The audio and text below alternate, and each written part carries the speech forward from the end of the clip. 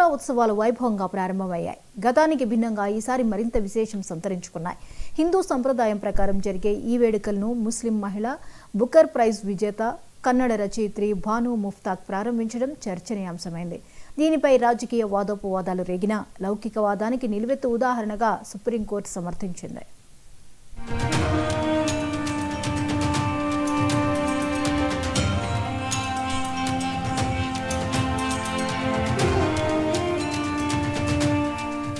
మైసూర్ చాముండి కొండపైని అమ్మవారి ఆలయంలో ఉత్సవాలు అంగరంగ వైభవంగా ప్రారంభమయ్యాయి.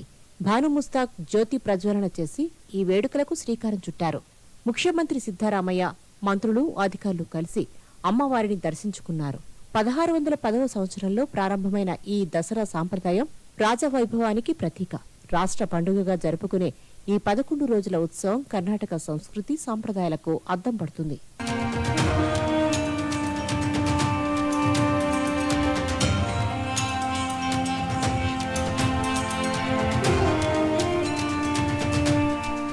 ముస్లిం మహిళ చేత హిందూ పండుగను ప్రారంభించడంపై అభ్యంతరాలు వ్యక్తమయ్యాయి.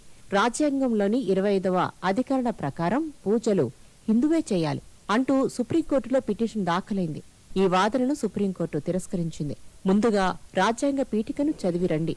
లౌకికవాదం, సమానత్వం, సోదరభావం మన బలమైన మూల సూత్రాలు అని స్పష్టం చేసింది.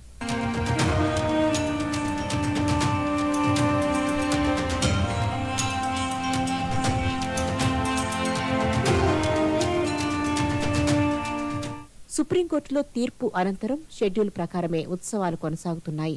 భాను ముస్తాక్ చేతుల మీదుగా దసరా శ్రీకారం చుట్టడాన్ని కర్ణాటక ప్రభుత్వం సెక్యులరిజం విజయంగా పేర్కొంది.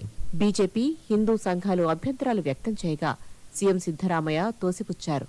దసరా అందరికీ చెందిందే, ఎవరికీ దానిపై మనోపాలి లేదు అని స్పష్టం చేశారు.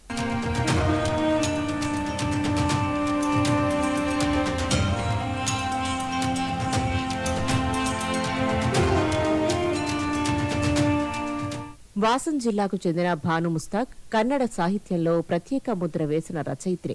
ఆమె హృదయదీప నవలకు గాను అంతర్జాతీయ బుకర్ ప్రైజ్ అందుకున్నారు. జర్నలిస్టుగాను పనిచేసిన ఆమెకు కర్ణాటక సాహిత్యం అకాడమీ అవార్డులు సహా అనేక గౌరవాలు లభించాయి.